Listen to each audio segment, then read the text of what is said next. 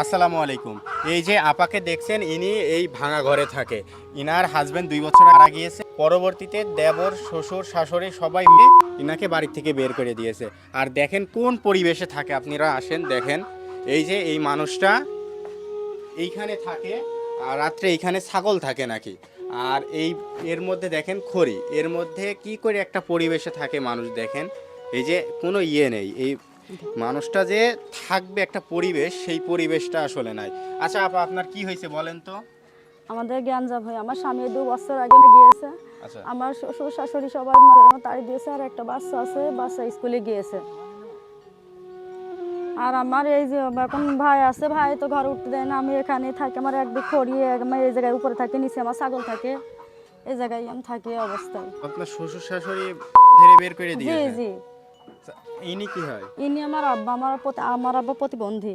ইনি কিছু করতে পারেন, আচ্ছা শুধু আচ্ছা, একটা পাখি আপনার বলতে মেয়ের পারে। বাড়ি থেকে বের করে দিয়েছে কেন?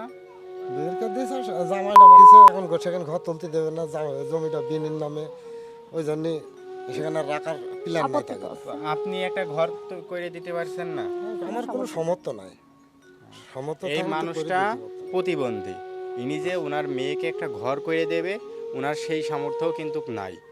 উনাকে স্থানীয় কয়েকজন মানুষ মিলে 10 টাকা 20 টাকা করে মানুষের কাছ থেকে নিয়ে ওনার একটা পাখি ভ্যান করে দিয়েছে, সেটাই উনি চালায়। একদিন যদি কাজ না করে আর পেট সংসার চলে না। চলে না। চলেন। জি।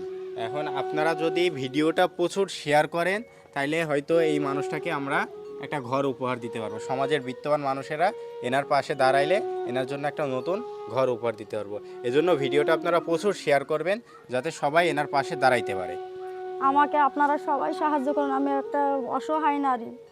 আমার ইয়েতিম সন্তান নিয়ে আমি কোথায় যাবো, আমার একটা মাথা গোঁজা ঠাঁইও নেই যে আমি সেখান যেয়ে দাঁড়াবো।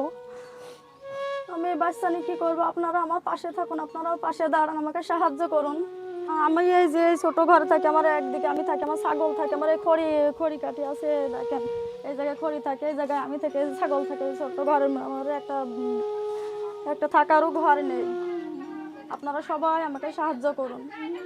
এই অসহায় মানুষটার জন্য কেউ যদি একটা নতুন ঘর উপহার দিতে চান, তো আমার সাথে সরাসরি যোগাযোগ করতে পারেন। ইনশাল্লাহ আপনাদের সকলের সহযোগিতায় এনাকে আমরা একটা নতুন ঘর উপহার দিতে পারবো।